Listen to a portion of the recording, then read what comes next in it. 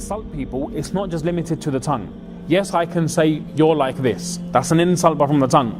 But you can also do it by gesture as well. Show in a certain way, by hand. For example, if someone, let's just give you an example. Someone has a disability, they can't walk properly.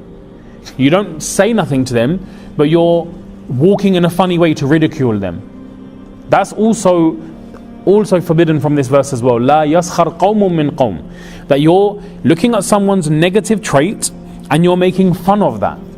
That is impermissible, whether it's by the tongue, whether it's by the hand, whether it's by gesture, whether it's by acting. Yani, if we see something negative in somebody, to highlight that in any way is impermissible in Islam.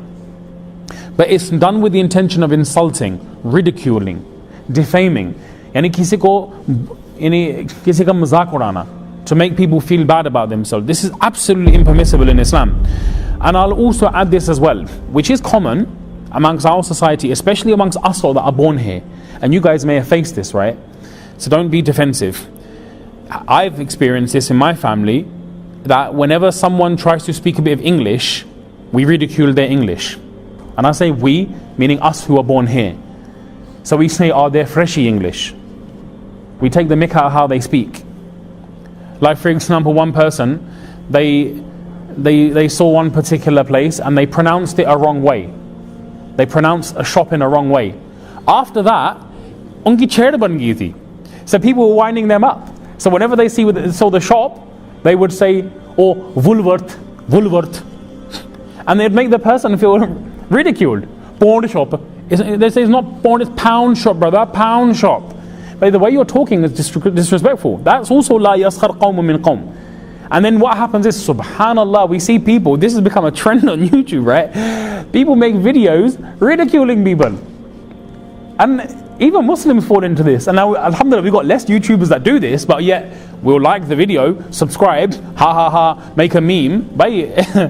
This isn't the quality of a Muslim. And I say this because we have family who are from abroad. When someone comes, if you ridicule them for their English, they become defensive. Now they don't want to speak English in front of anybody.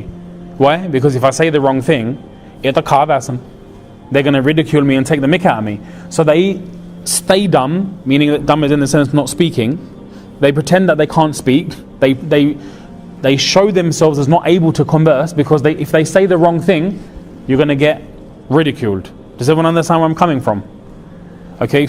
So there's a certain way of pronouncing a certain thing. And unfortunately, because of us, we're born here, right? We can speak English better than the brothers who come from abroad, but that doesn't give us the right to ridicule people. And that's what the verse is saying. Asa yakunu khayran minhum. Don't think just because they can't speak English as good as you that you got to ridicule them. They may be better than you. Well, you think you got that fazilat because you can speak English. How do you know?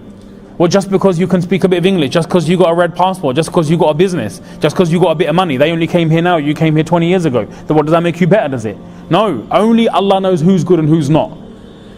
So I feel this because I have relatives and they've gone through this, and we hear about this as well. So it's our duty to highlight this.